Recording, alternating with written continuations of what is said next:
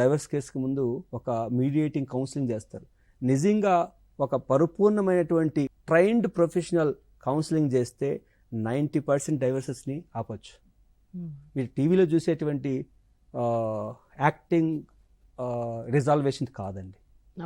మనం చూస్తున్నాం మీడియాలో, చాలా ప్లాట్ఫామ్లో, చాలా మీడియా ఫోకస్లో చూస్తూ ఉన్నాం. దాంట్లో చెప్పే విషయాలు ఏంటంటే ఎవరినో ఒక నిందించడం, టార్గెట్ చేయడం, మాట్లాడడం. This not at all the platform. Family therapy, family approach, marital therapy, marital conflict, marital dissolution అనేది చాలా ఎక్స్టెంటివ్ థింగ్ అండి. ఇక్కడ ఒక చిన్న విషయం చెప్తానండి. ఈ విషయం చాలా అద్భుతమైంది. ఈ విషయాలు లేకపోతే విడిపోతారు, ఈ విషయాలు ఉంటే విడిపోయిన వాళ్ళు కూడా కలుస్తారు. ఫస్ట్ థింగ్ అండి, గొట్టమని చెప్పింది కూడా అదే విషయం. Communication, talk. తల్లిదండ్రులు, భార్యాభర్తలు ఒకరినొకరు మాట్లాడుకుంటే, మాటలు అనేది జరిగితే, ఆ యొక్క మాటలు అన్నది ఎన్ని రకాల సమస్యలు కూడా మారుస్తుంది. ఆయన జాన్ గొట్టమన్ కూడా ఎప్పుడో చెప్పాడు ఆయన మాట. మాటలు కొరవడడం, మౌనం అనేది విడిపోవడానికి కారణం అవుతుంది, భార్యాభర్తల సమస్యలకు కారణం అవుతుంది. టాక్. నెంబర్ 2, భార్యాభర్తలకు అతి ముఖ్యమైన విషయం ఏంటంటే భర్త కోసం భార్య, భార్య కోసం భర్త కొంత కాలాన్ని వేచించాలి. ఈ యొక్క మెకనైజ్డ్ లైఫ్ స్టైల్లో, ఈ యొక్క బిజీ లైఫ్లో, ఈ యాంత్ర ప్రపంచంలో ఒకరికొకరి మానవత సంబంధాలు పూర్తిగా పోతున్నప్పుడు ఈ సమయంలో కూడా మీరు ఇద్దరు కలిసి కూర్చొని మాట్లాడి, కూర్చొని తినగలి, కూర్చొని డిస్కస్ చేసుకొని, నా భార్య కోసం ఈ టైం ఇచ్చాను, నేను నా భార్య కోసమే ఉండాలి, ఆ ఫోన్లోనో లేదా ఇంకో దాంట్లో నేను మనిషిని ఉన్నాను కదా, ఇంకేమైనా దానికంటే కూడా ఇది మీ భార్య కోసం, నీ భర్త కోసమే సరైన టయాన్ని కేటాయించగలిగితే సమస్యలు పోతాయి. 3, ట్రస్ట్, టచ్.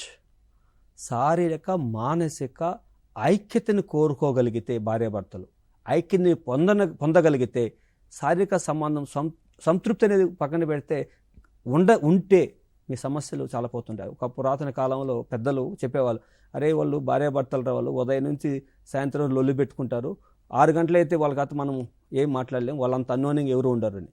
అంటే ఆ యొక్క అన్యోన్యత కూడా చాలా ప్రముఖ పాత్ర పోషిస్తుంది. ఎవరైతే ఈ యొక్క ఇంటిమేట్ రిలేషన్షిప్స్ కానీ, నియర్నెస్ కానీ, టచ్ అనేది కొరవడితే ముఖ్యంగా అక్కడే పని ప్రమాదకమైన అనుమానాలు రావడం కానీ, అనుమానాల నుంచి పారనోయా లాంటి మానసిక సమస్యలు రావడం కానీ, ఆ సమస్య వల్ల ఒకరినొకరు నిందించుకొని క్రిటిసైజ్ చేసుకోవడం కానీ, వెంబడించడం కానీ జరగడం, తర్వాత ఆ యొక్క స్థితిలో ఒకరినొకరు విడిపోవడం కూడా జరుగుతూ ఉంటుంది. అంటే టచ్ అనేది చాలా ప్రముఖ పాత్ర, కీలకమైనటువంటి నేను చెప్పబోయే మిగతా 2కి ఇది చాలా అవసరం.